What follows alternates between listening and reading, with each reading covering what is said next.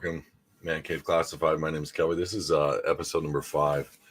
I went about 10 seconds early just because I couldn't wait. Couldn't wait to tell you guys all the information. Carmel will be joining us shortly. There we are. We're live right there. Beautiful. So look, if we are ever down on YouTube or ever down on HISadvocates.tv, we're sending out both links to people in their email. So you can jump on either server. HISadvocates.tv, we've got it up on a pretty good server now. We are not really experiencing that many issues, quote unquote. But man, I'm excited because I get to hang out and talk with a friend by the name of Carmel. He's running a couple minutes late right now, so I'm carrying, which is I'm cool with. But check this out. Tonight's show is going to be extremely intricate and interesting. There's something that I've been personally talking about on the His Advocates Network for the last several years, and you know, most people have been predicting an adjustment to the bubble cycles that are happening in both the stock, real estate, bond, all that stuff.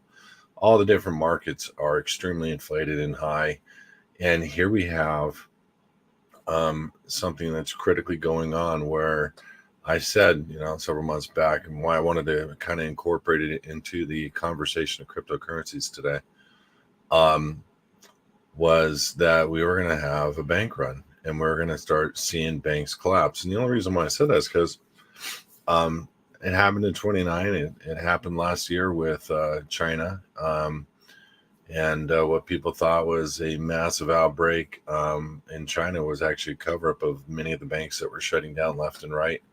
Now, whether that's the reason here, but what's interesting to me is the head, meaning the main, and there's a whole lot of different ways to look at it. When Carmel jumps on, we're gonna be talking about many of these different thought processes. But when you take a look at the reality of what these banks are doing from a standpoint of monetization, from a standpoint of, you know, I don't understand how they could be losing money, to be frank with you. If only a little bank could lose money, but SVB was not considered, meaning a little bank, Silicon Valley Bank. It was not considered a little bank. It's the premier bank of Silicon Valley.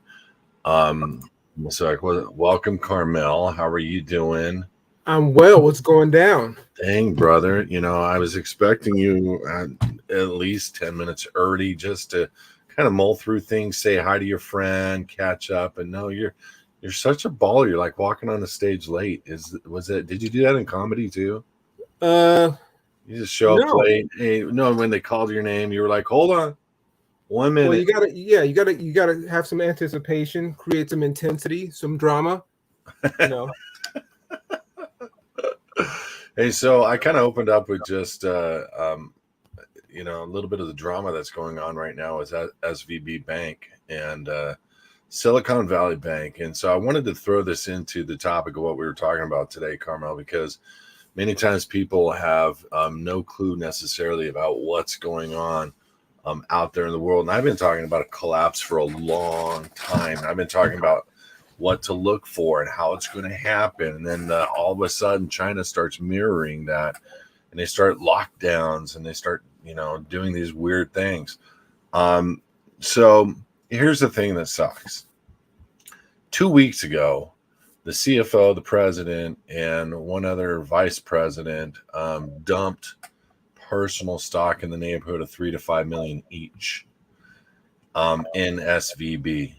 Now, obviously, that's a telltale. They are being talked to by the feds. They're being talked to by FDIC.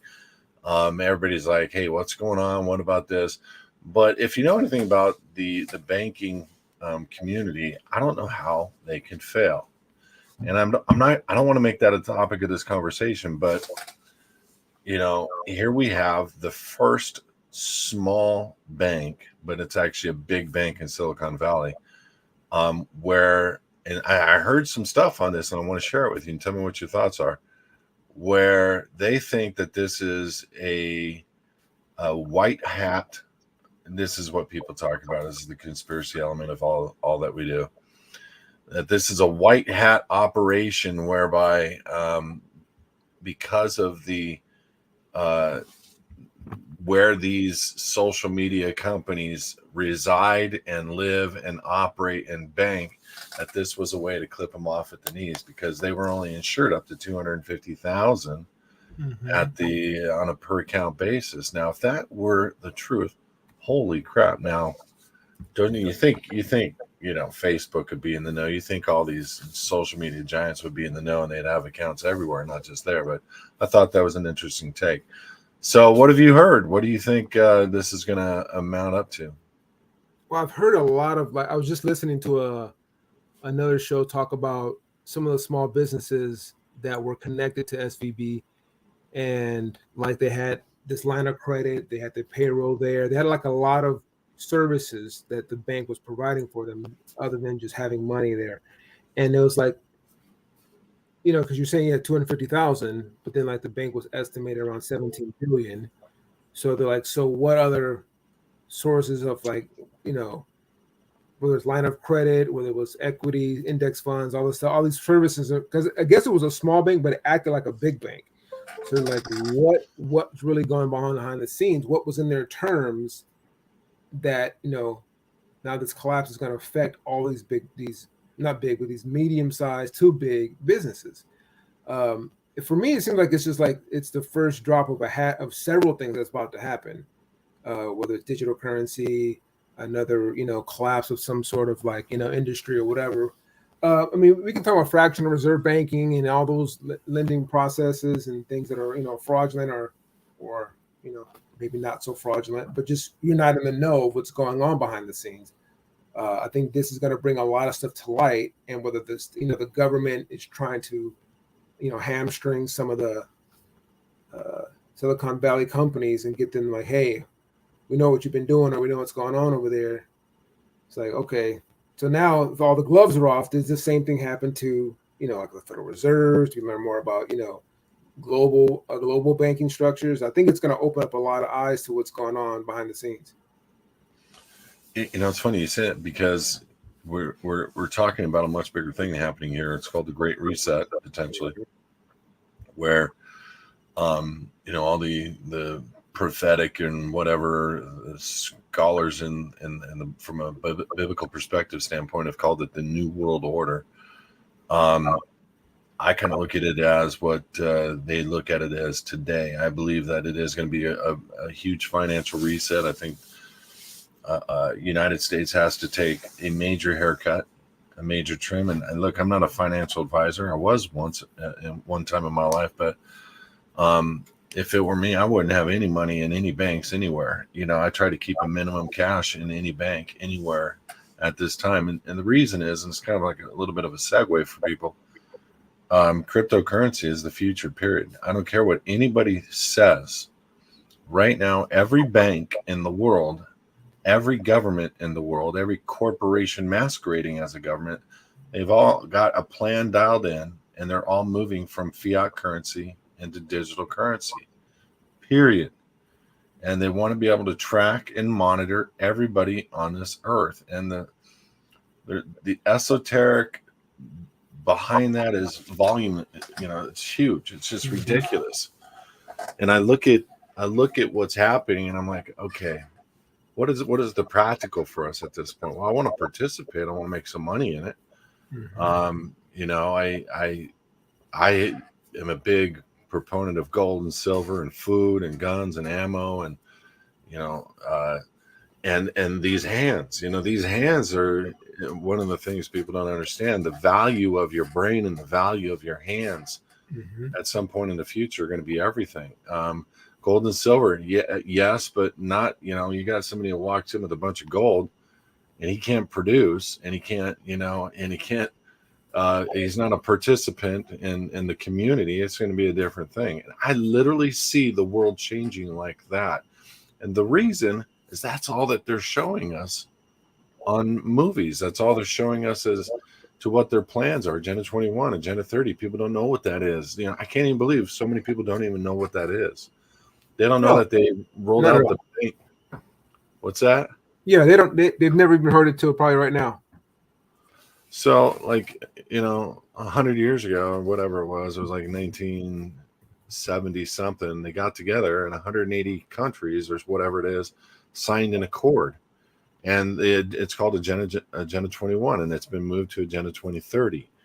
And so it's now called Agenda 30. Now, I want you guys to understand they are making the moves to complete this global accord. And the moves to be able to identify people and know where they're at and what they're spending their money on, and to make sure they're being a good boy or girl, is you got to move them all into digital currencies. And you can control them that way. And so how is it going to happen? Well, you're going to have a perceived failure in banks. You're going to have a perceived failure in corporations where they got to lay a bunch of people off. You're going to have all these things that are going to come up to a head. Real estate has never been this high before. And I don't know if everybody remembers, the last time the markets dropped in 2006, 7, and 8, real estate dropped 50 to 60% of its value the very next year, after the market went from whatever it was, 20K, the stock market, down to 5K. So today we're at 32K on the stock market. It's hyperinflated. We have the biggest repo market for cars that has ever taken place, the biggest foreclosure market that has ever taken place. We have increasing interest rates. People are not able to afford these homes at 6, 7, 8% interest rate. And now we're starting to see the bank collapse, and then the next one, and then the next one. And when we were in the lending business, we were looking at the lenders collapsing. And there was a list, I remember this, there was a list, Carmel, of 200 and some odd lenders that within the first 6 months collapsed and weren't able to lend money. So I got out of the lending business for other reasons, but it was very much for me an understanding that we're coming into a new time. And I knew it was going to take 10 or 15 years before we come out of that hunch, but I was wrong. I'll admit it, I was wrong. They flooded the market with huge amounts of capital. We're in trouble. Just FYI, people don't understand that. Like the government shutdowns that are pending, again raising the debt ceiling by Congress, for what purpose? So that we can pay the debt of this nation and the default. And when this nation defaults, and it's going to, we're going to see a run on the banks. We already have a run on the banks. Check this out, just FYI. If you take a look, let me see if I can put this up in the corner. Yeah, no, of course. I'm not an expert at this. Yeah, never mind. So there's people standing in line at SVB Bank all around the country. This morning it was officially announced. Oh gosh, by the way, what's that guy's name, that redhead that freaked out 12 years ago when the markets were collapsing? A week and a half ago, I forget what station he's on. I forget his name because I don't watch TV, guys. But this guy is huge in the, what's that?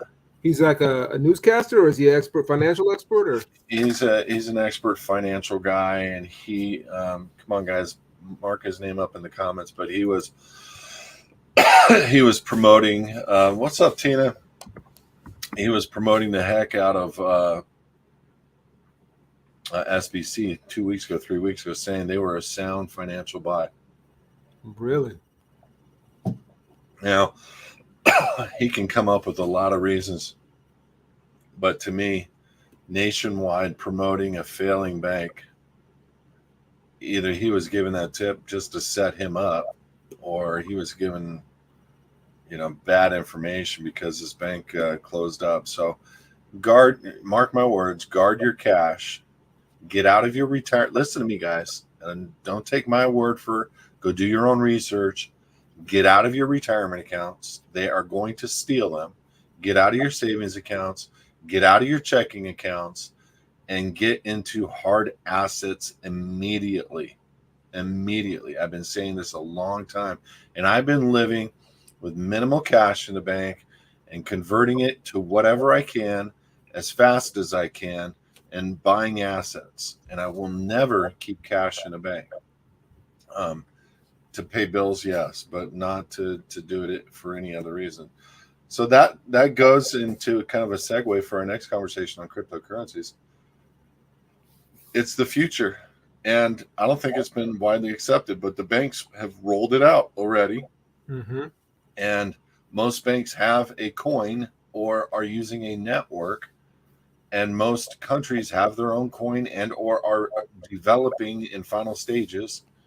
And Deutsche Bank rolled it out to the whole world and said, this is what all the countries are going to do starting November of 2022. That's 4 months ago. And so what you're watching is an act. You're watching the plays unfold, and you're going to watch banks in this nation fold, and you're going to watch the money get stolen from people, their retirements, their savings, their checking, and then they're going to offer you a digital response. Mm-hmm. Here's a digital wallet. Here's you use your ID and password. We can fund it up to X amount, just like they did with the hair clips around the world when they were testing this format out. And you're going to be looking at every country in the world with this operation to move them into a digital realm, which is blowing my mind. We're actually here, and we're watching it. It's interesting because if you think how they create it or make it, again, as we keep bringing this up, the consent word, how let's make it, because when we talk about it, I think people hear us and it sounds, there's no way, I wouldn't go for that, I wouldn't fall for that, it's not going to happen. But what happens is, like you said, you create a sense of failure. This bank failed, this bank failed. We just had Bank of America a few months ago lock everyone out of their accounts. So if I keep making things happen where you're like, oh, they did this to me, they did this to me, well, I don't like this. Oh, you don't like that? Hey, Wells Fargo too.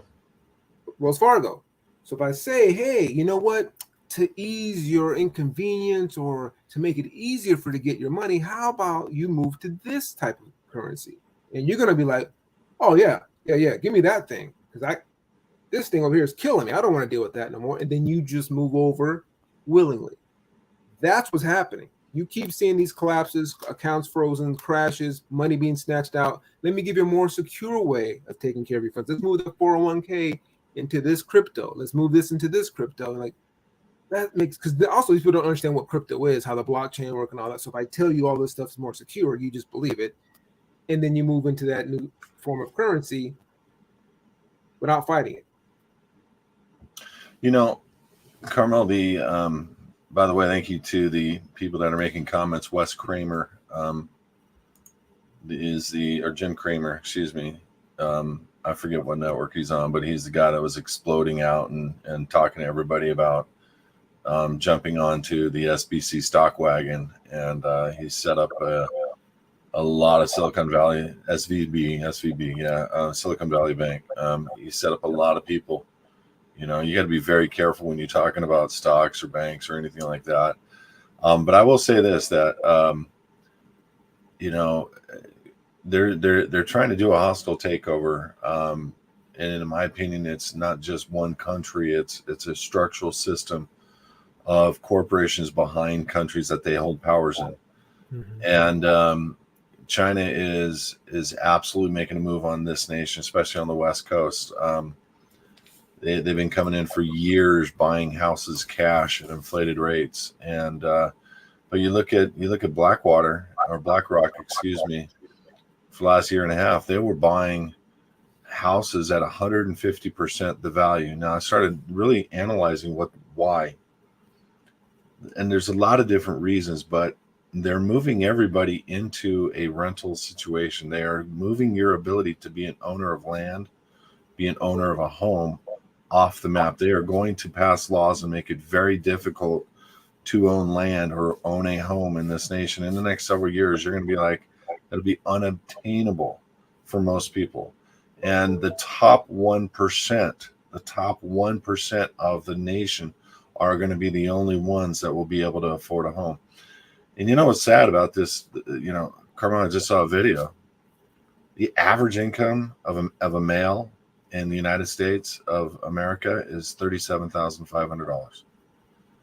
The average household income is $70,000. And I'm thinking to myself, you can't survive in California and in most states now with $100,000. You're clipped. You got your taxes, you're left with 60, 65. You're taxed on everything you buy. You're taxed on your gas. You're taxed on what you. So everybody's purposely being pushed out of this West Coast because a long time ago it was a plan to capture this subversively, without quote unquote a war. Mm-hmm. And so this is maybe one of the ways they got to move the tech giants out of Silicon Valley and move them somewhere else, maybe to India, maybe wherever. Let's fail these tech giants now.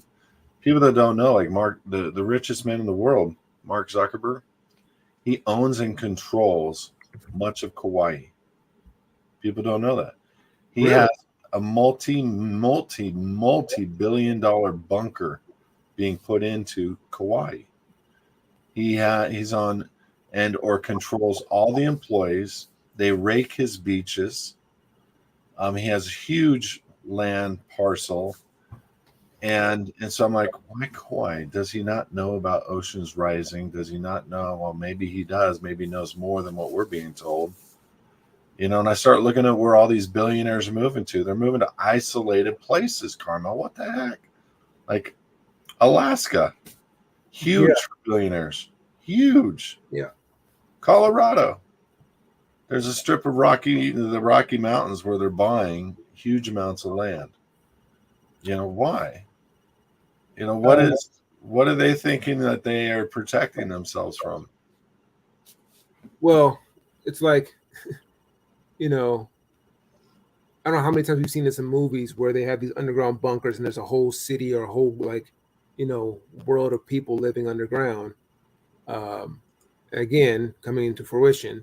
But like, I always feel like, why? Like, it's not that they're thinking, they obviously know. Like, they're not going to spend millions of dollars without some kind of insider knowledge, right? Mm-hmm. So, okay, so how do we get ahead of it? Like, obviously, again, also you have to remember there's karmic retribution. We mentioned this phrase before. If they're going to do something dastardly, in order to avoid the karma that comes from that, they're going to tell us. They're going to explain it to us. So we just need to pay attention. But now the hard part, as you just mentioned, if the average salary is $37,000 for a male and $70,000 for a family, yeah, you can't own anything. Now, as we've seen, like with you said, the repo industry, we know they're moving to more electric cars. Everything's going to be on a basis where I can just take your entire livelihood away. Dude, that's a whole nother conversation. Like on the cars element, you can't even buy any new cars anymore. It took me 8 months to get one part for a hydraulic system for my RV. 8 months, one part. They're flat out advertising. They don't even have parts anymore for some of their vehicles. They're, if you want to get almost any car, Toyota, any of the popular vehicles, that you got to order it and you got to wait. And why is that? I don't know. I could speculate as to a lot of different reasons, but I just don't know. What I do know is there is a global plan to annihilate this nation. And you have to bring down this nation to bring up a well-rounded global reserve system where there's more equal. It's not going to be like they're going to make Africa from an equality standpoint with America, but we're so inflated here in this nation, compared to other nations. It's ridiculous. They got to bring it down a little bit or a lot of it. And how they're going to do that is they're going to go after the retirements. They're going to go after your wages. They're going to go after your homes. They're going to go after your assets. They're going to try to steal everything, and then they're going to replace it all with a digital system that if you want to partake in it, you're going to have to do certain things and certain elements. And people don't understand this. And I don't mean to. I don't want to talk a biblical perspective standpoint, but there's a chip out there that people have been talking about. This particular chip, its patent number done by Microsoft is patent number 060606. This chip's express purpose and creation was to be able to track people and give them jobs and give them functions of what to do. Like, how is this embedded chip going to tell you what to do? Is it going to tell you on your phone? Is it going to interface with an app? Is it going to go straight into the tech of your brain? We don't know that yet, or I don't know. And then it's going to issue you digital coins based on you operating like a good boy or girl and doing the functions that this chip is telling you what to do. And I'm like, holy cow, how do you operate that? AI is the only way. Artificial intelligence is the only way to manage billions of people. And it's not going to be billions of people, in my opinion. They're going to try to reduce the population somehow, some way. But anyway, AI is going to take that marker. Now, is this going to be worldwide, or is this going to be pockets? Are there going to be people that create different systems? Are we going to fight back in this nation, Karma? What's your opinion on that one? I know we're already seeing something like a behavioral system, I think in parts of China or Japan. I'm not sure. They were already implementing something similar where you're giving like credits based on China. Is it China? Yeah. I think some people like vaccinated, unvaccinated got like bad and good credits for not, for one or the other. I think it's gonna be pockets of cities, of course, to start. And whether fight back, yeah, I think we will. I think the determining factor of us being successful is the now. And another kind of tertiary agenda that kind of falls in line with this is gun control. And as much as we keep seeing about, there's gun violence, we need to, pull back on people getting guns. Guns and ammo is going to be a huge form of currency when this breaks out. Like, if you got a stockpile equivalent to gold. As a matter of fact, just like what you just said, a box of ammo in 2000 was $5, $6. A box of ammo today, same box, 30, 35. Yeah. The return on ammo in the last 20 years is fivefold, sixfold, sevenfold. It's huge. Crazy. Bullets are $1 a bullet, $1 a shot. Anywhere you go to the gun range and you want to fire and practice, you're down $300. Yeah. Minimum. Yeah. Gun control is everything. And just for anybody that thinks of gun control and just look, there is no thing, in my opinion, there is no thing called gun violence. That's just hear me out. I know I'm making it funny right now, but that's synonymous with me saying fork violence, FORK violence for fat people. It's the same principle. It's like the guns don't kill people. People kill people. The fork doesn't make you fat. You're making yourself fat. Yeah. And they put these things out there, and it's like everybody's all, yeah, that's another episode of gun violence. Like the gun walked itself in and went boom, boom, boom, boom, boom, boom. Right. Those dang guns, it's just a joke to me. But hey, look, you don't think this is serious, and you're listening, and you're mad at me. You're mad at me because I'm talking like this. I'm telling you right now, as a man, you are going to want a man in your house that has the ability and wherewithal and knowledge of how to shoot and protect you and your whole home in its entirety. You are going to wish one day that were so. You're going to absolutely wish, because women are also a commodity in the future. Mm-hmm. Yeah. Yeah. So see, now it's interesting when you start thinking. Hold on, I just said something. What do you say? That's heavy. And they don't realize that. If you can't be protected, if your house can't be protected and you're all that's left after people are hitting the street trying to find food, trying to find shelter, and they're stealing their neighbor's stuff because they haven't eaten in 4 days, you think that that's not real? Oh, go check yourself into a FEMA camp. Do you know what's on the other side of that door? I mean, come on. I know to people it's going to sound very like, over the top. Over the top. It's going to sound fatalistic. Yeah, that's why they built FEMA camps and they're all empty right now, Carmel. It's over the top. They're just protection systems for when we run out of food. Yeah, and you've got major disasters. They're just protecting. The government always is protecting us, Carmel. Jeez. Yeah, let's not start with that one, because that, especially for people of color, they've told us a lot of stories about this is for your own good, and we've got how many cases of thousands of people being killed due to, was it the Tuskegee experiment, the Guatemala experiment, several different experiments to test and find out how we can help you, and then you're gone. Oh, we're sorry, we messed up, and they take responsibility 20, 30 years later and say, yeah, we messed up, but what can you do about it now? But the government's always got our back, right? Just with a gun pointed to it. I don't even know what to say about that. I don't believe in asking for support from the government. I know at one time in my life I needed it. I didn't do it. My ex behind my back did it, and holy smokes, man, it was there and it was needed and got us to the other side. And I'm a firm believer of that. In helping people. Hold on, the government didn't provide that for you. Well, don't get me going on how it actually gets to them and back to me. It's the people. It's yours. It was yours to begin with. I got it.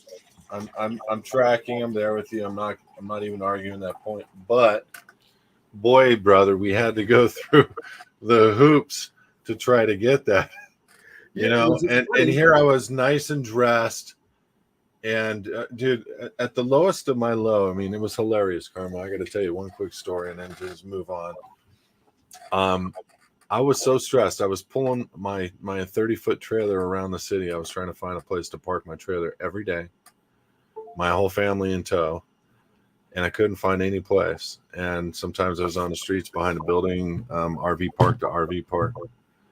Well, I parked it in an RV park, and I'm literally sitting in social services. She goes inside, and she's doing whatever she's doing. And I'm so stressed. This is funny. This is one of those stories. You're only going to hear it here and now. I've never told it before. But I called my mom. I'm like, Mom, I don't know what's going on. I'm driving down the freeway. My truck is going like this. And I'm like thinking to myself, I couldn't think I hit the other side of low at this moment because my mom, she's not the man. I'm the man. My mom's have you checked the oil?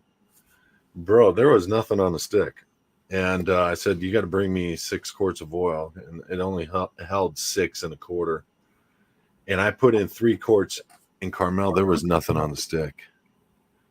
I put in all 6 quarts. I was running dry. I put in 20-50 thick, and then I poured in a bottle of honey. Like there's a honey thing. Just so I could start my truck and get out of there. And my engine blew within 60 days because I was so stressed out. I couldn't even be a man. I couldn't even think like a man. Wow. I was worried about food. I was worried about parking. I was worried about towing. I was worried about the trailer jackknifing and because there's so much weight on the trailer. I was worried about all these things, just trying to be a man. Mm-hmm. And I didn't even check the oil. What a dill rod. What a dill rod.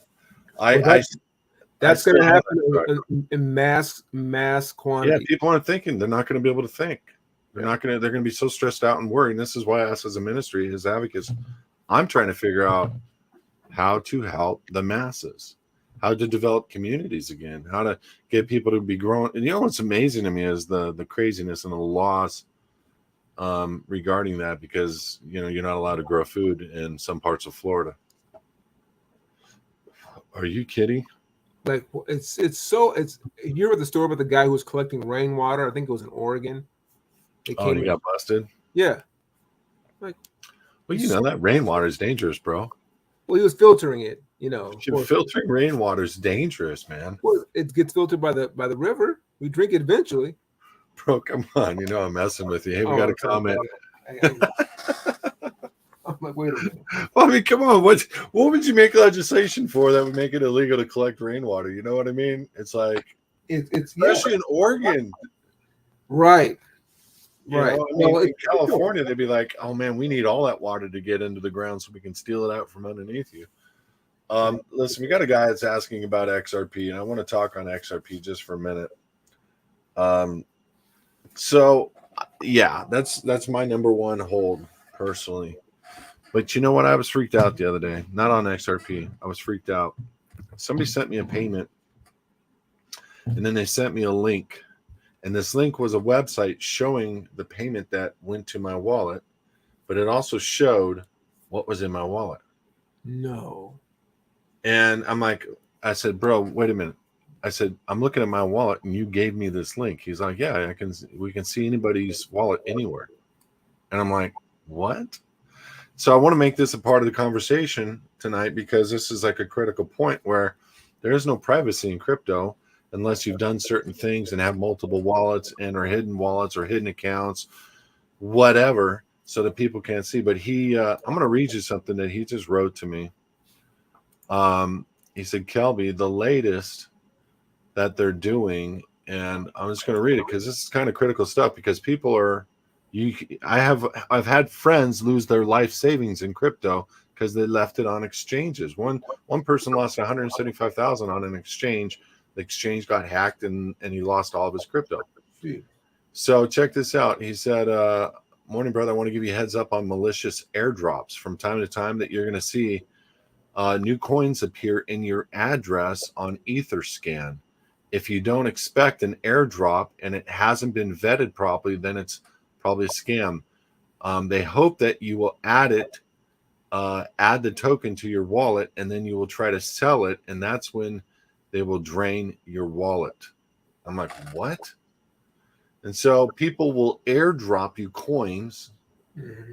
And he said, apparently they've created a malicious code that through the token contracts, which allows them access to your coins. That's why we need to verify all token contracts before adding them to our wallets. And that's like, look, I thought digital currency hit my wallet. I thought I was private. If I got it on a hard wallet, I was even better. This was my hard wallet. That doesn't mean they can steal the money, but apparently they have some type of code within the coin that allows them to. I'm going to have to start investigating this. It's scaring the crap out of me because I'm thinking to myself, there's nothing safe about digital currency. And I look at XRP and yeah, absolutely, guys. XRP is in my opinion the platform for the whole world's reserve currency systems to travel through. It's one of them, but it's the big one. And XRP is a coin, and the XRP coin itself has to have a value to make their ledger, which is what they created to allow all central banks, all banks pass through their ledger and get to the other side with no greenhouse emissions, almost no fee at all, and instantaneously. It's the fastest there is in the world. And XRP is recommended by the IMF. The board, one of the board members of XRP, Ripple, sits on the board of the IMF. The old Secretary of the Treasury sits on the board of Ripple. The old board member of Ripple sits on the he became the comptroller of the currency for the United States. They are just so connected, it's ridiculous. Yeah, the World Economic Forum has a whole write-up about Ripple. Oh, bro. Ripple has figured out how to be the middleman and the coin for the bankers. They don't want the small guys to own that coin. They came up with a phony bullcrap SEC lawsuit in the United States, shut it down from any exchange, selling it to any American. Mm-hmm. When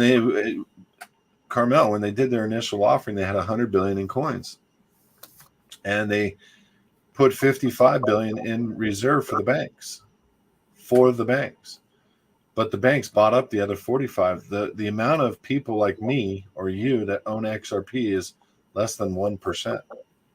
Really? So the banks are in total control of XRP and total control of that ledger. And that ledger and XRP has to have a certain value because that ledger is designed to take two coins, an IOU coin and a coin and then called the XRP. So anything hitting that ledger, whether it's USDT, whether it's any other Fed coin, it's hitting that ledger as an IOU, basically, and it's going to come out the other side in any coin format with a guarantee value. And so it's got to be able to suck up the debt of the world. And so it contracted with the banks to give the majority of it itself out to the banks, which was 55 billion to the banks, but the banks got smart. They grabbed the other 45, the majority of it. And now Ripple is contracted with 60% of the Asian market through because it's an open source ledger. Other companies have designed solutions using the Ripple ledger. Mm-hmm. So the contract that was awarded for the Fed coin went to a company that's utilizing the Ripple ledger. Same with the EU coin. So the point is they got global market share right now, and I forget what it's at today, but it's probably at 35, 36 cents. And you're talking about a coin that in someday down the road is going to be $1,000 to $10,000 a coin. Now, listen, the hardest part, in my opinion, about this game is not losing it to a scam. Yeah. That's the hardest part about this game in cryptocurrencies. How do you, like DeFi, there was 14, DeFi, it's short for, basically decentralized finance. Mm-hmm. And what happens every time something comes out, all these scammers in China and India and Pakistan and our nation, they all come out of the woodwork with these scams that look great. Get your own ATM card. Just deposit this Bitcoin, and we'll send you a card, and you can use Bitcoin on your card, or use Bitcoin at any one of the networks. Scam. 14 billion lost last year alone due to DeFi scams. So I sit there and I go, that is the biggest thing for us to avoid, is how to get scammed and how to hang on, because the banks are going to find a way, in my opinion, to figure out how to steal everything that's in your wallet because they know what's in there. Excuse me. It's either going to be stealing it, or they're going to suggest trades that are going to look really good. One thing I think we're going to see a lot of is coins that are directly connected to commodities. So if I have like an Edison coin, water bill coin, gas coin, food coin, whatever, all these itemized coins. And if I tell you, hey, if you transfer X amount of dollars and that turns into maybe a 25 to 30% increase in these commodity coins, why wouldn't you do it? It makes way more sense. Now you give up all that, USD money, cash, whatever you want to call it, and you go into these commodity coins, and you think, oh, I made 25%. That's great. Now you're locked in. Now I got you. Now you're fully digital. And then you can't change that, that Edison coin for food. It's on an Edison coin. You're going to keep your lights on, you're good. But you want to buy some more food, sorry. Think about what you just said. I mean, I never really thought about it, like Edison having their own coin. Mm-hmm. Or any of these companies. I mean, I suppose they can all have their own coins, and many of them do. Like Facebook's coming out with their own, trying to get in the competition in this ride. But the reality is coins that have a store of value, meaning they're like nothing behind them, like a Bitcoin. There's nothing behind Bitcoin. It's just the sizzle is the only thing that's behind Bitcoin, and that's what's driving the value. Yeah. And people that don't understand how exchanges work, let me give you my 2 cents of understanding, because it's not more than 2 cents. When you're looking at the valuation of a crypto over here on one exchange and a crypto over in another exchange, here's one of the things I want you to consider for me, at the very minimum for you guys. Crypto on one exchange will sell, and it will show its value at the last low value of what somebody was willing to sell their coin for. So if a coin is going down the ramp, it's going to go down and it'll click that next cent down. And if somebody selects that and buys that and sells their coin off, then that's the price of that exchange for the value of that coin. And it stops at the lowest trade value of a coin, meaning somebody's willingness to trade at that level. Now, with that being said, I did research of all the exchanges around the world to look at the different, like what were people holding based on that criteria of knowing that the last time something was sold at a low value. And I looked at the exchanges that were in the Middle East, and guess what crypto, meaning XRP, was valued at on their exchange. It was at the high and or $1.90, $2.80, meaning they were not willing to sell their crypto at all, probably because they don't want to take losses, but I'm sure they were in at the beginning. But the point is these guys either have so much money and don't care, and they just are holding. But it said a lot to me that either they don't care and they have a lot of money, or they find the value of that coin important to hold on to it enough and not worry about trading up and down. And so that's how you need to be thinking about exchanges, because some exchanges will show XRP at 42 cents. Some exchanges will show it at 35 cents. And you're like, well, what does that mean? Well, it means all the people of that exchange, the lowest sales price for XRP coin on that exchange was 42 cents. Now that would tell me over here, buy the crud out of XRP at 35 cents and then trade it over to here and sell it for 42 cents. And there's people that are doing that too. There's all kinds of ways to manipulate the markets and make money with cryptocurrencies. Not me, man. I'm a buy and hold. Buy, hold, get it on a hard wallet, and try to figure out how to make sure nobody sees what's on the hard wallet. That's interesting. Yeah, that seeing it is something else. What's I also find interesting about crypto is if you try and move crypto, like if you buy like Crow, and then you want to stake it, unstake it, move it, they charge you these fees. And it's interesting, like they call them gas fees or whatever. Like you got to have 0.002 ETH, Ethereum, to move your own money from like one wallet to another wallet or shift it here and there. I'm like, so it's and we don't know these numbers. We're not used to seeing it. It's not like dollars and cents. So we hear, okay, 0.2 Crow, 0.2 ETH, Ethereum, whatever. It's not a big deal. That adds up. And then you just keep trying to move the money. And because I know a buddy who buys a lot of stuff using his crypto card. And I'm like, okay, but like, now we talked about getting taxed already, but now you're paying, these fees just to use the coin. But we're not used to that. We're not used to seeing it like that. If I told you it's going to cost you, $10 to spend $100, you're like, oh, like I still have to pay taxes on it. You're going to charge me $10 just to use the money? I'm like, nah, I'm good. But you don't see it in crypto. The numbers and the names we're not used to it yet. So there, all these platforms and the exchanges are making crazy money on people not knowing that. Instead of just buying it and holding it, they're trying to like manipulate the market, but you're getting dinged left and right. Are you going to buy real estate in the metaverse? Good question. Probably.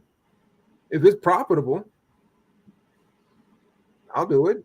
Why not? People were buying a house in the metaverse next to Snoop's house. Next to what? To Snoop. Snoop Dogg was one of the first people to buy a house in the metaverse, and two people spent like $1 million buying the house on the left and the right of him. Seriously? Yeah. So I would buy just because I'm going to sell it to some idiot who wants to go live, in his VR world. But I mean, I'm not going to buy it to live in there. But they're talking about like malls being in the VR. There's, corporations already buying spaces in the VR, in the metaverse. Yeah. To put up these, a complete digital world that you don't have to. You go down there and live, and they've been getting people used to that for a long time with these different games, where they play these games for 20 hours a day, and they never want to leave their table, and they forget they have a wife and kids, and it's kind of where it's going. There was a game when I used to work in the video game industry. There was a game called, I want to say, not The Sims, but it was like a persistent world, something life, and people had full on like families in this world. They got married, they had homes, and I remember just getting. I didn't know much about it till I caught in an email. Someone mentioned it. Hey, this. Oh, that's what it was. A game that they played. I was working at Activision. And they're wondering why this game didn't work because they played this other game. And I was like, I looked at the news of this game. And people have full on lives. This was probably 7, 8 years ago. Yeah, So I'm yeah, like, yeah. imagine now with the technology, with how immersive these games are. And I'm like, then you watch a movie called what was that movie? Wall-E. Remember that movie? Mm-hmm. People are playing tennis and working out virtually. Yeah. It looks funny 7, 8 years ago. It's here. People are playing and watching people do things and like thinking they're doing it. Paying this much money to live in a place that's not real? Like, I don't get it. I kind of get it. If you make somebody feel low enough, and unfortunately, it's this generation is their worth is, when they get a like or a subscribe or they get commented on or how many views, that's their worth, and we've really lost the element of kids playing down the street, riding bikes and crashing their bikes and getting into wrestling matches and dirt bike trail and playing mud football. And that does not exist anymore, Carmel. Those are the good old days, man. Dude, do you remember when it would rain and you would go get your worst clothes on and you would grab the Nerf or the ball and we'd all play mud football? And I came out looking all muddy and dark. I love, days, man, playing in the rain. Like, it sounds so foreign to kids now. dude, it was so fun. There's some of the best times of my life were as a kid and riding the bike down in parks. People that don't know, I grew up in Fullerton. We had a bike track, the Fullerton Bike Shop. Mike, he owns it now. That was his BMX was his hobby. That guy could do some psychotic jumps. He would do backflips. He would do 10, 15 feet up in the air and just land. These guys were crazy. And we'd set up all kinds of fun stuff, and it was amazing. It was an amazing upbringing because it was literally 100 yards from my house. And I got that opportunity to be raised like that. Now the kids today, they're so scared of being introduced to people. They have anxiety before are going into class. They have anxiety about meeting a friend. They have anxiety about, everything is unfortunately a nasty, there's no interaction. There's no love. There's no communication. You can't even see each other's face anymore because of a face diaper. Yeah, you don't face diaper. Second Life. That's the name of the game. Second Life. I had to go look this up. It was eerie. So some stats. It had a user count of around 1 million people, and they had spent, what was it at? Over 28 million hours. 28 million hours in this wasted life. Right? Wasted life. I just saw that movie today, 65. How was it?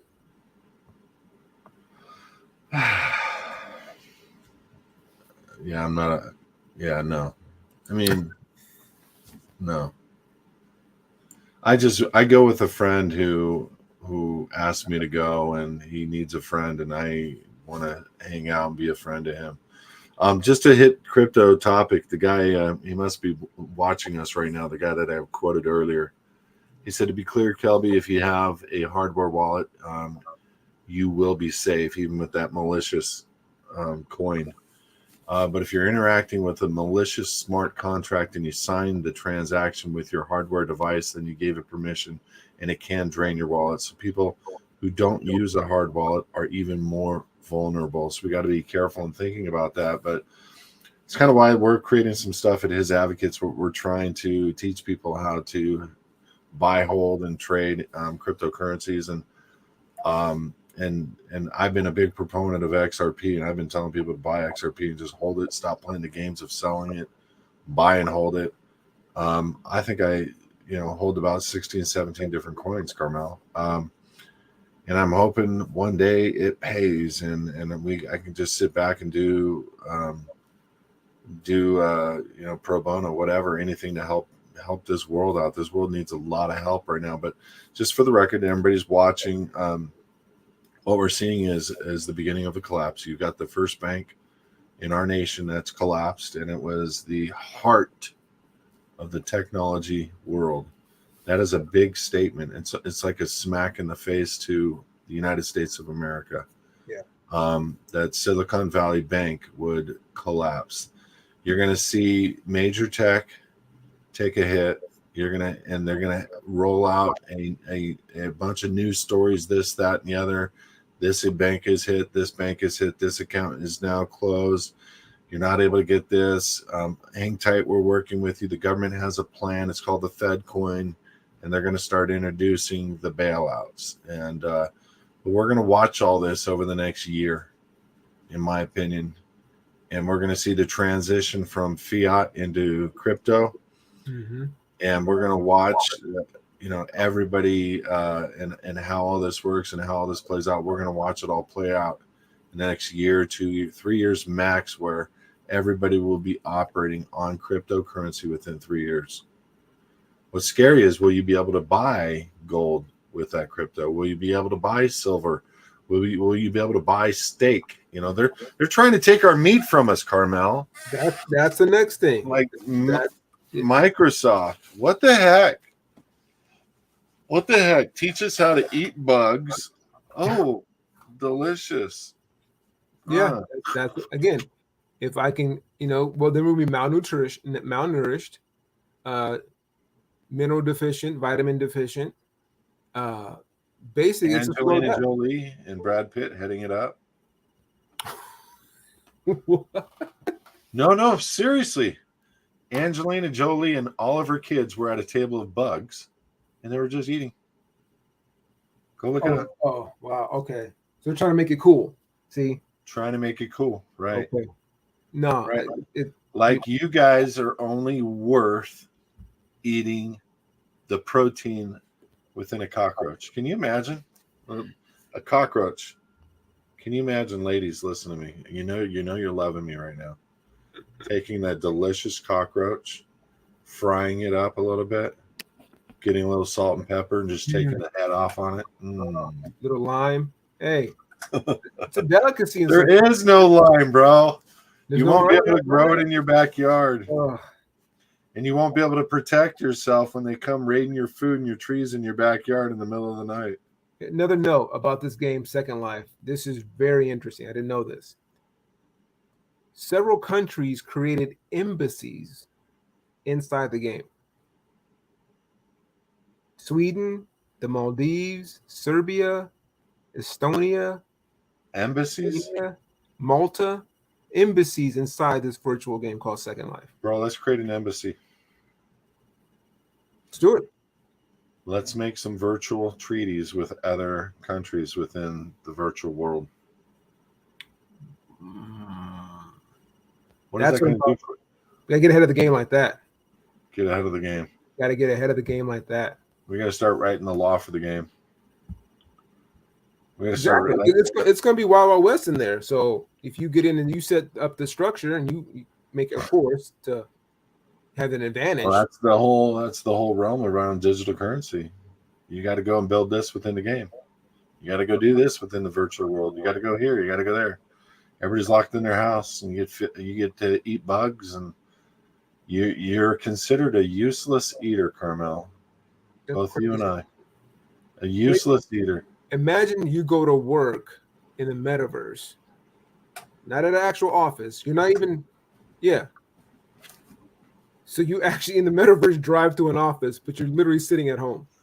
But you actually work. You get paid. That would be yeah. Do you know you're going to have road rage in the metaverse? going to be asinine. It's going to be hilarious. They're So gonna have. think about this. Okay, so if we have this crypto, let's say you do it right, and you make some good money, good coin, pun intended. How do you what is going to be the actual thing that you can do with that to avoid the collapse? Because let's say you have X amount of millions in crypto, whatever it is. So at HISadvocates, which is the a ministry that I run, we teach people how to open up accounts through private foundations that have no jurisdiction with the IRS and no taxable implications. And you can open up accounts in foreign venues where you can buy your cryptos at, and you can sell your crypto to these exchanges in these foreign venues, and they'll wire money to your local accounts, and you got to go down to that local account and pull the money out. So as crypto starts going, when crypto starts going up a lot, and it will, you're going to see people trying to make a wage in their mind as to, should I sell 10% of what my holdings are now, 30% at X, 50% at X. I think the most important thing people need to think about right now is getting out of debt and getting hard assets. So if it were me, I would just be converting all these 401ks, which are absolutely meaningless. Any retirement, any 401k, any cash account, get rid of it, convert it to gold, silver, guns, ammo, food, protection, and get rid of debt. Those are the most important things that you can be considering. Pay off your debt. And so when crypto goes, my first thing I'm going to do, I'm going to dump early whatever it takes to pay all debt off. For like there's an existing mortgage, or if I need to buy a house somewhere, I'm just going to pay that off. And but we have to consider also where are we going to buy houses, because they're actually trying to move people into from the rural areas into the inner cities. They want these 13 districts, just like they created the movie Hunger Games. They want these 13 districts, 12 districts plus the capital, which is really what this country is. We have 12 districts plus the capital, 13 districts. But they want to move everybody into they're known as what's called 15-minute cities. And that's a part of Agenda 21, and it's control. Get everybody under control, get them used to their luxury closet apartments. And I mean that literally. And people that are outside of those big cities, and they're going to make rules and regulations that are so tough that you're going to end up having to conform or move or sell or. Now, look, I don't think people understand the value of RVs right now. Now, an RV that's paid off, that has water, heat, gas, all the amenities, solar, even a refrigerator, a washer, dryer. I have one. And that's probably the most valuable thing that I have. And it's by dollars and cents, no. But by the fact that I have a house sitting in my backyard that I can jump into, start up, and pull something and drive 500 miles. And then before I have to gas up, is an asset. To just get to somebody's backyard up in the mountains that has food growing or has food reserves, or where I can contribute. I'm walking into a compound where they don't need to give me nothing. If I need to leave my state, I'm walking into a compound somewhere in another state where I'm not going to be pulling down on them. And if anything, I'm going to be coming in with assets, tradable assets and or gifts that would buy my way in to protection for my family. Does that sound apocalyptic? Yeah. Well, very Walking Dead, Last of Us, whatever TV show is out right now. Mad Max. Remember that? That was filmed for this year. Was it 2021 or something like that? Really? Yeah. The new Mad Max was actually really good. Did you see it? No, I didn't even hear about it. Oh yeah, with what's his name? Who? What's that actor's name? Tom. I'm drawing a blank. He plays Venom in the Spider-Man movies. Oh. He's struggling with his heterosexuality. Oh, and what's her name is awesome. No comment. Yeah. That guy is Tom Hardy. actually the Tom Hardy. best. Tom Hardy. Tom Hardy is the best actor in that one movie where he's making moonshine. I loved him in that movie. What movie was that? Where it was back in the 20s, 30s, and he had this moonshine business, and some city slickers rolled up on the cops, and they came with the cops to his business, and he just went to war with them, dude. Oh my god! Is it Taboo? I don't know. I don't remember the name. If you said it, I'd tell you. But Tom Hardy, in a movie that was moonshine. He made moonshine and he sold it, and they wanted a piece of the action, and he was too prideful. Dude, they tried to kill him 6 ways to Sunday, man. This guy survived it. Everything. Lawless. Listen, guys, good movie. Bucket of popcorn. Your wife, buckle down. Great movie. Lawless. Okay. Yeah. Anyway. So, do you want to hang out some more? Or are you done? No, I'm here. I'm here. All right. You got any kids to pick up? No, it's Saturday, bro. Okay. It's Saturday. I'm just checking in, man. Because Because technically, I haven't got a full hour out of you yet. we're way past a full hour. Well, we are, but not you. Well, at least I stuck to the day I was supposed to be here. You know what, Carmel? What? You're absolutely right, and I'm just busy, and you have a busy life as well. And I appreciate that. I thank you for coming on 5 minutes late. I was 2 minutes late. Actually. 2 minutes late, building up that ambiance, building up that. Yeah, man. Whatever. So what's up with Andrew Tate? What do you want to talk about there? Well, evidently he's got cancer. That's the newest thing. But, what? Yeah. Which, I mean, did he have that before he was, locked up? What kind of cancer? I think it's lung cancer. Lung cancer. Yeah. Advanced stages or early stages? I'd have to look it up. It was just on Twitter the other day. So, I mean, yeah, okay. He has a sizable lesion on his upper right lung, described as a serious health condition. So it could be, possibly surgery removed, but, messing with your lungs is iffy. But evidently that's but now, Bro. Is that like a exit strategy? Is that someone writing his script and like all of a sudden Andrew Tate's not going to be here later this year? Just make him disappear. Because do you remember the guy before Andrew Tate that was very popular, very Andrew Tate-esque? Who? It's a black guy. Wore a nice suit.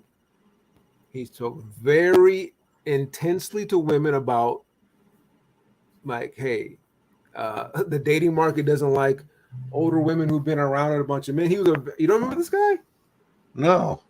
Oh my God. Dude, you got to give me the name. Come on, bro. I'm shocked you don't know this guy's name.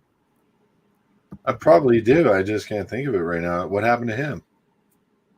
So right at his height, he died. Allegedly having sex or something. He had a heart attack. But it was like just when this guy was getting big, and I wasn't a big fan of his because he was very harsh with women. He spoke, but what he was saying was true. He's like, here's what, a 6-figure man who's good looking, has a lot of options. And if you're coming in with all this baggage, be prepared that you may not be his first choice. If he's got totally off topic, and we're gonna piss some people off, and I'm okay with that. I just want to be real. Here's the sad thing about today. I saw a program that had 4 ladies on it, and they worked in a less than.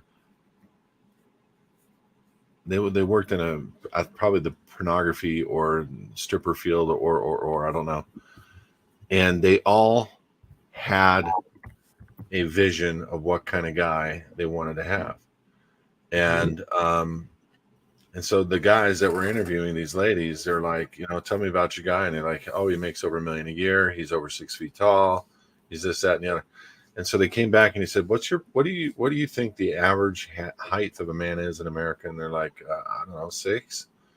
And it's 5'9". And he said, what do you think the average income, that's where I got it from, for a man? And they're all 400,000. He's like, no, 37,000. What do you think? Because two of the strippers or whatever they were, they're like, I want a guy that's 6'4" or 6'3" or above.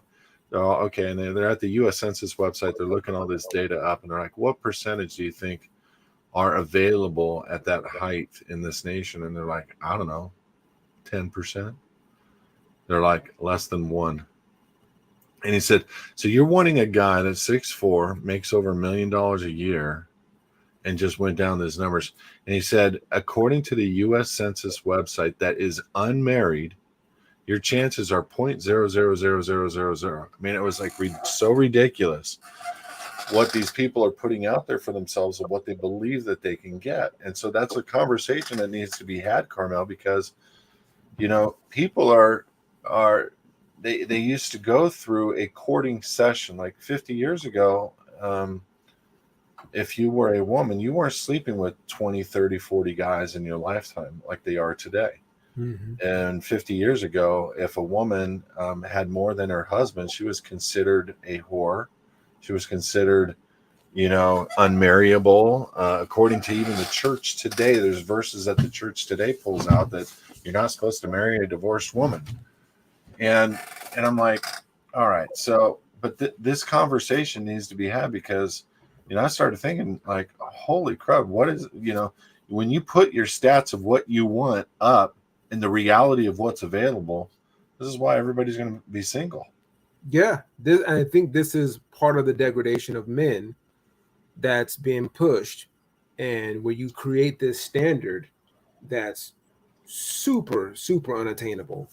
And then at the same time, you're encouraging women to be promiscuous, to be, this hardcore feminist, and you don't need to be empowered by a man. Okay. But then the man you want literally wants those things. They want a woman who's virtuous, who's young, who hasn't been on the block, who, is independent, but likes to be feminine, likes to be taken care of. Because that's typically what a real manly man does. So Kevin Samuels, which was the black guy I was referring to, he spoke to women about this. He was very blunt. He went straight to the heart. He's like, look, I'm going to be really honest with you. And he would ask them, what do you rate yourself? And most women would say 8 or 9. He's like, you're 5'7", 185, 2 kids. Like, look, you're starting off at a 7. Even if you were Beyonce, you're a 7 already, because most men who are 6-figure earners, who are 6'2", whatever, who don't have any kids, they're not going to want that. And you can't be mad at them if they have been disciplined enough to get themselves to this point in life, and then you were not disciplined enough. And it's not like, we're not going to be like, hey, well, yeah, you can't be having sex because, it's wrong. We're past all that. We get all that. But if you make those choices, someone has the right to judge. Like I always tell people this, people say stuff like, we shouldn't judge people. The Bible never says that. It says judge lest ye be judged. You're going to be judged. So you get to judge too. If I ask someone, hey, this person is an alcoholic, they want to go on a road trip, you're going to make a judgment call. Yeah, I'm not going to get in that car with that person. They're not very responsible with drinking. Or, hey, this person's bad with money. They want to start a business. Judgment. I'm probably not going to get in business with them. Why is it different than anything else? If the way you choose to live your life don't really work with what I'm trying to get with over here, I'm going to make a judgment call. But for some reason, well, I know what the reason is, but today women are told, hey, live your life, experience the world, get out there, have a lot of fun. Yeah, then they're 40 and they make all these regrets. All these regrets. Now they find a guy who's like, had his head down for 10, 15 years. He's made money. He's got a business. He wants to settle down. And now he's at his prime, and he's looking for a young, virtuous woman that isn't going to be a problem for him. That isn't going to, and this is I'm not speaking anything other than a factual statement. They don't want a woman who's been ran over. They don't want a woman who's been, her whole social media history is going to take away from his ability to be respected. And this is and these are words that you start resonating on, who other people have talked about for years, which is a whole new paradigm for us to think about. Is like, women are putting their whole lives on social media, men are putting their whole lives on social media, and we're outing ourselves on areas in which, you're going to make a judgment. Somebody's going to be able to they're going to be able to do a background check on you. And I guarantee there's going to be some whatever those guys are that you pay and they go do some research. Private investigator. What did you say? A private investigator. Private detective. Where give him $250. He's going to do some review on your social media. You can go to archives.gov or .web or .whatever, and you can find every single thing somebody's deleted. You can find all their pictures. You can find everything. And so people don't get that. They just think they put stuff on social media. They put their, pardon my French, their ass. They put their boobs. They put skinny bikinis. You're never going to find me with my shirt off on social media. You're never going to find, well, there's other reasons too, but you're never going to find me with, you know what I'm saying? It's like, why would I want to do that? Yeah. Well, people are so hard up for validation. So they want to get those likes, they want to get follows, but at what cost? And then for women, like Instagram, so all social media is a visual platform. Men are designed visually. So that's how they're getting their validation, is by revealing themselves, whether it's, even if it's not just clothing, but like, hey, I'm successful, or I'm doing this, look at me, I'm out here. And then you want guys to go, oh, she's pretty, she's intelligent, she's doing her thing, but you don't know any of these people. It's all virtual until then someone wants to meet you. And then now you're in a relationship with someone you literally met online. Now, I know there are a lot of online dating sites, but even that vets you a little bit more than someone getting your DMs, say, hey, you look really nice in that dress, let's hang out. Like, who are you?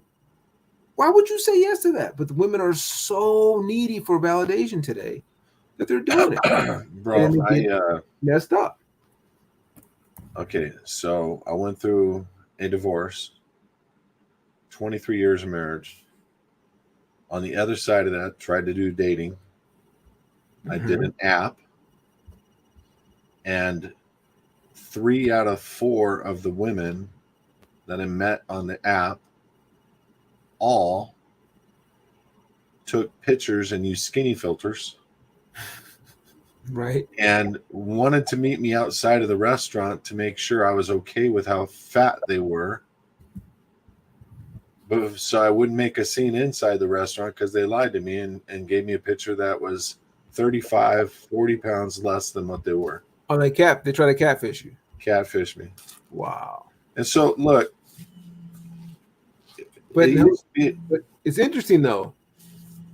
It doesn't work that way for men. It's different. Like, a woman can lie, they can do whatever, they can even say, here's what I want in a man, right? And have all these standards, and then fake their thing to get what they want. But if a man says these things, if I say I want a young woman, I want this in a woman, like, what? You pig, you're shallow, whatever. But women today can put all their wants out there, and they're encouraged to do it. But if we do the same, it's a negative. We're detracted. We're diminished even more so. But like, why is it different? Now, again, I also have said this to people. There is no double standard. There's just a different structure. Men and women are different. We're equal, but we're different. Our natural way of being, the hierarchy is not about us being of more value, but we are the stronger of the two. That's why we're the protector and the provider. So when there's a fight, you're going to look to us. And it's the same thing, whether the tribal makeup of gorillas or lions or whatever you look at, there's a hierarchy. You want the strongest male, right? So if that's the case, what he say should go. Why is there a fight here? Why are we arguing? If you don't like it, cool. And that's what Kevin Samuels, like, his whole thing is if I'm the alpha male, I'm the prize. Women are told today they are, and I get why. We cherish them and we adore them. But like, honestly, if this guy is the thing you want, then that makes him the prize. Like I heard another guy say, if a man was on an island with 100 women, he can create a whole new tribe of people in a year. If a whole bunch of women is there with one man, right? If a whole bunch of men are there with one woman, ain't nothing happening. They're gonna die. So who is actually the more fruitful? It's the man. But we're told the women are, life comes from the woman. Life is this. It's like it takes both of us. But in actuality, it starts with the man. But we keep getting diminished in society because it's a way to drop down the population. Well, not just drop down the population, but I think when you start looking at a population that is made of weak sauce, punk sissy lala, girly girl boys. Yeah, say that again. Weak sauce, punk sissy lala, girly girl boys. Wow, you did. Wow. Yeah. When you look at that in the context of what we're coming up against, there's going to be nobody to stand up. I mean, I will be able to, you will be able to, but there'll be nobody that will be able to stand up to us being ran over by other nations, because you're going to have a bunch of men thinking they're women. Mm-hmm. You're going to have a bunch of women thinking they're men, whether they actually do a change, a transition, or they just want equal rights and. Mm-hmm. There's nothing equal about a man or a woman. There's nothing equal, but there doesn't have to be anything equal. And it's not like they are better or we're better. It just, we have to stop talking in those terms of equality. And I know people want to say, "Oh God, Kelly, you putting a woman underneath." No, I raised my woman up high, but that is a woman who is far above the expectations of 99.9% of the I've waited my life for this woman, and it's because of I raised myself up to a certain level of a guy that could pull from a pool of an upper echelon. But the point I'm trying to say is I look at her as above me in other areas, but when it comes down to protecting her, she will never be in that role. When it comes down to a fist fight or a gunfight or a dog-eat-dog world, she is going to thank the Lord that I'm in her corner. Yeah. And that's why there is no equality. If you want equality, then get your butt out there and go fight that big brother that's pissed off and wants to steal your stuff. Oh, if you don't want equality and you want me to protect you, and just understand, I'll go out and do it. But there are things that are expected of men. Like I pay for every meal, but it's because it's kind of been embedded in me, and I was expected to. And I love that. Then make me a sandwich. What's his name? He's one of the Avengers. He's the guy with the wings. He was on that transvestite show, and he's telling her, he's like, wait a minute. You want me to open the door for you? Yeah. If somebody says something to you, you want me to whoop his butt? Yeah. Yeah. You want me to pay for the meal? Yeah. Well, then make me a sandwich. And he's like, well, wait a minute. I shouldn't be expecting. No. You expect me to be a man. Yeah. You expect, then I expect you to make me a sandwich. Sounds so, well, I don't know why that sounds so painful to women. Dude, hold on a sec. That's the whole thing. That's the problem of the society today. It is painful. It is very demeaning in their eyes. And he was saying it in a funny respect. Yeah. It wasn't me saying this. He was saying it in a funny respect. But the reality was, it's true. If you have these expectations of a man to do all these things, especially with what's about to come down the pike, if you have all these expectations of a man to do these things, then just fill the role of being a mate to him, because he is handling so much more than most people would realize. Now, I'm not talking work stress. Women have work stress. I'm not talking all the things that do make us equal in a lot of different respects, but there's some areas that men do things that are expected to do things And there's some areas that women should just think, you know what? I'm just going to take care of my man. You know why? Because that man should just know his job is just to take care of you. His job is to protect you. His job is to just pay that meal. His job is to open your door. His job is to romance you. His job is to exhort you. His job is to lift you up. His job is to talk to you. His job is to, but there comes a time, okay? All those things aside, you just may want to make him a sandwich and not argue about it and not feel like there's equal rights, because that's not fair. Unless they can't make a good sandwich, then I'll just do it myself, because that putting the lettuce and the pickles together. For the record, man, you can't do that. It's pain for me to watch my girl do dishes. It's painful. Okay. Because no, I'm being serious. Okay. Like, I do all the dishes, I do all the cooking, I do all the cleaning, because I'm that guy. I can't stand not being in control, number one, but also I know what's been cleaned and what's dirty, and take from dirty and putting it on dirty doesn't make sense to me. Meaning, putting dishes on a dirty counter doesn't make sense. Either get it into the dishwasher or clean them and put them in a rack. And there's just things that I wonder if she does it just because she's so smart. She's so intelligent that she's just, okay, I'm going to drive them up a wall, but it'll keep me from having to do dishes for the next year. You know? It's working, and if you got to give them kudos, bro. Yeah, right? Yeah, but that's a smart woman. It's a good woman, and that's the thing. It's like if we learned our roles, because like a lot of them aren't. Oh, they don't even want to hear that. Roles? What roles? Roles. Our manly roles and our womanly roles. Define role, Carmel. Well, there's these expectations of a woman that men have. Yeah. And it's always the same thing. According to most women, it's the number one word is obey. That they will hear. Okay. I mean, people don't realize that like a man's top one is respect. Respect. They see respect as love. That's it. Like, women look at, they want love and affection. We need respect. That's our thing. If I get respect and admiration, there's nothing, and I'll say this for a top high level man. There's some dudes who it don't matter. So we're talking about high level men who actually get it. If there's respect and admiration, it's like that battery never runs dry. They're charged 100%.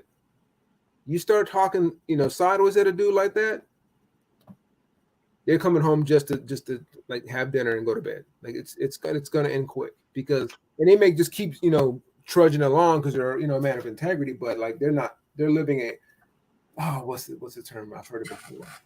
Oh my God, it's like it's a painful existence. They're just there to be there. They're a man. But if a woman could tap into her femininity and just understand, like, look, this is what you're designed to be, and you will be lifted up. You have a dude who washes dishes and cooks for you, like this guy right here. Why wouldn't you want that? Why are you so caught up in this feministic agenda to not get that? So we have a comment from a woman, obviously, because the conversation is not coming from both gender perspectives. It's counterproductive. I don't think I'm trying to be productive. I think I'm trying to be having a conversation with a buddy. And I mean, productive from a standpoint of trying to get women to change. No, absolutely not. I just think that I've been fortunate to find that high-end 1% of the crop.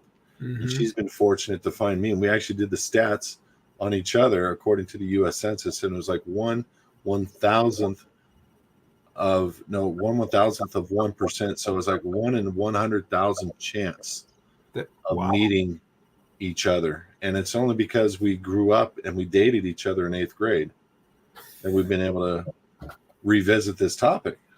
That's great. Oh, it's crazy. And she wrote down a list of 30 things of what she would want in a guy, and I filled all 30 things. And I wrote down a list of what I wanted before we met, and she filled all those things. So that is, to me, it's a God thing. To me, it's a different element, a different level. But for people out there, I guess is the point that I'm trying to make. For people out there, they're unfortunate. We just have these false expectations anymore of what our roles are with each other. Women have these extensive roles, and I listen to some of the conversations, and they're hilarious, because Andrew Tate, he's got some great points, but he's a piece of dung. How he made his millions, he's a piece of dung. I don't want to get into that. But so I don't agree with this guy's perspective, if you will. I'm not, but there are some things that he says that resonates with all men, and all women, because 2 billion hits on his name in the last couple months minimum on Google.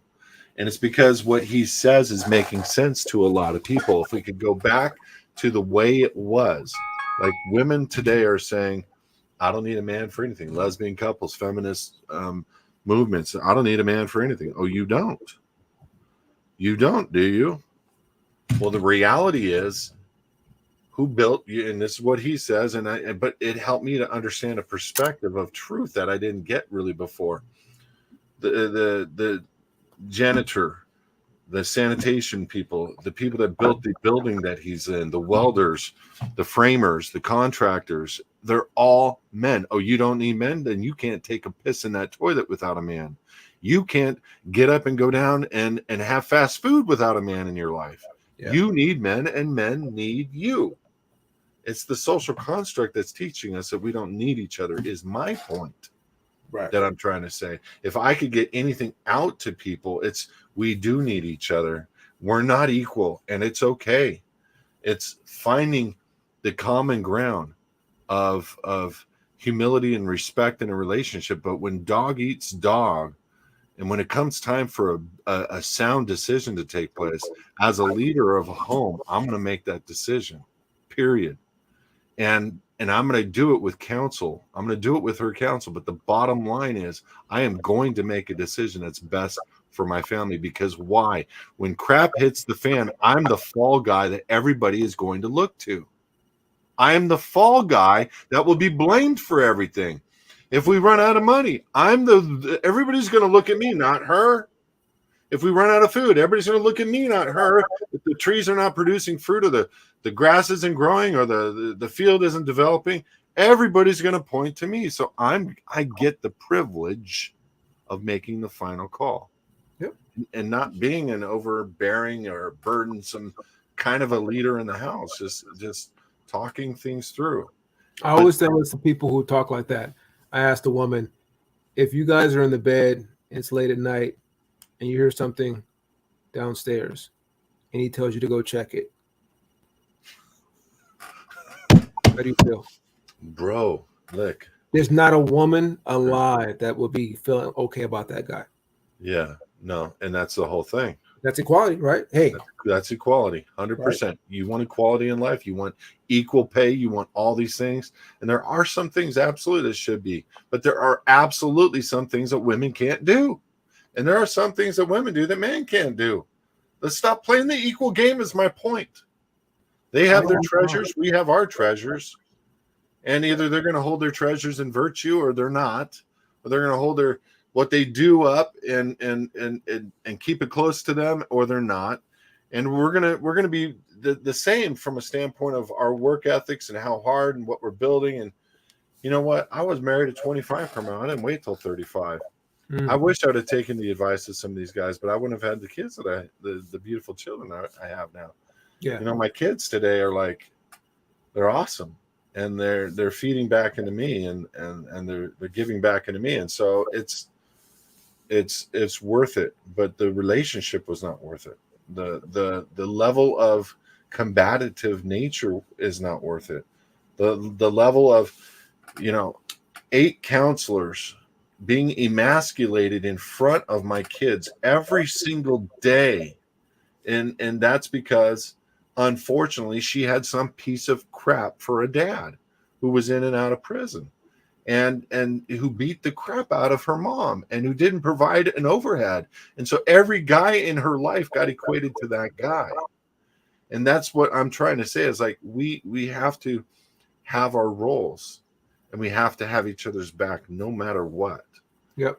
I do what I'm supposed to do. I'm going to pick that 45 up and I'm going to walk down that hall at night. When I hear something, a beep, beep on that alarm or the backyard light goes up, or whatever, you're going to thank God I am in your corner and I am the man of your house. but unfortunately, in the United States of America, most of these men are being transgender. They're GMO filled. They're soft. They're weak. They're coming to the stage in their lives, Carmel, where they aren't going to be able to stand up to anything. No, They're going to be the guys standing beside the trains with their wives pushing, or their friends or their gay lovers pushing them on the train. Let's go get injected. Let's go. We're going to go to a safe spot. They've got our backs. The government has our backs. Yeah, and they got Beyond Beef burgers there when you get there. No, dude, that's too delicious for them. That's what they're eating, though. They're not eating. I agree. The soy, right. I get it. Hold on a second. This is funny. Great story. We're at a restaurant, and let's cut it off because we're going to get people pissed. But we're at a restaurant, and I'm looking through the stuff. And normally I don't, like, if I'm going to go to a sushi place, I try to do just dip the soy because I don't want to put too much soy in my body. Mm-hmm. And this guy comes up and he's like, oh, you know, he's gay and it's okay. But he's got long blonde hair. And he's like, oh, don't worry about it. Soy. I've been eating soy my whole life and it's done nothing. He's a skinny, feminine twig, you know? And we're laughing our butts off. And we called him Soy Boy from that point forward because he was like, oh, it's done nothing. But he's totally been feminized, you know? I mean, he loves his soy. But anyway, that's off topic. But Carmel, dude, it's been an interesting ride. I mean, I didn't expect to get into gender neutrality with you. From crypto to transgender, why not? That's what we do here. Mancave Classified. We hit it all. Crypto to transgender. Nice. Any closing comments, brother? No, man. Looking forward to this weekend. About to watch the fight, get some testosterone on. Because the Oscars Sunday, that's gonna be the complete opposite. Yeah, that's gonna be another woke agenda. You gonna watch it? You gonna watch the Oscars? I never do. Well, after last year, I'm kind of. Oh, that's right. This is the 1 year anniversary of Will Smith. Right. Curious to that level. That's about it. Oh, just on that note, did you see the Chris Rock special on Netflix? Watched it. You still haven't watched it? Watched it. Oh, he went off on him. I gotta watch it tonight before tomorrow. Yeah, I heard he wasn't that funny, and I heard, unfortunately, he did not address Will Smith directly, which he should have. He should have left it off the table. Obviously, he's trying to make some tickets on Netflix and whatever, but people are going to get what they want off of YouTube, and they don't need to worry about Netflix. But it is what it is. He destroyed Will Smith, Jada Smith, and just destroyed him. Oh, it's easy to do when they're not in front of you, right? 100%. Yeah. But this is just to our conversation. This is a guy who was emasculated at the red table by his wife, admitting to having an affair with Jada's son's friend. Yeah. So Jada Pickett Smith, her son, Kung Fu boy, karate boy, Jaden. Jaden, his friend was screwing Jada. Yeah. And it got outed on the Red Table Talk, whatever the show's name is, with Jada and Will. Yeah. Will was this big. Yeah. Now you think he was put down by Chris Rock? No. Yeah, he was chopped. Was and has been completely emasculated by Hollywood. Everything that you see is a projection. It's all lies, and he reacted. I think still to this day, it was a script. Anyway, I don't know. Another day conversation. Watch that. We'll discuss that a little bit on the next show, but we're going to be back here on Tuesday, 4 p.m. Pacific. All right, y'all. All right, man. See you, bro. Have a good one.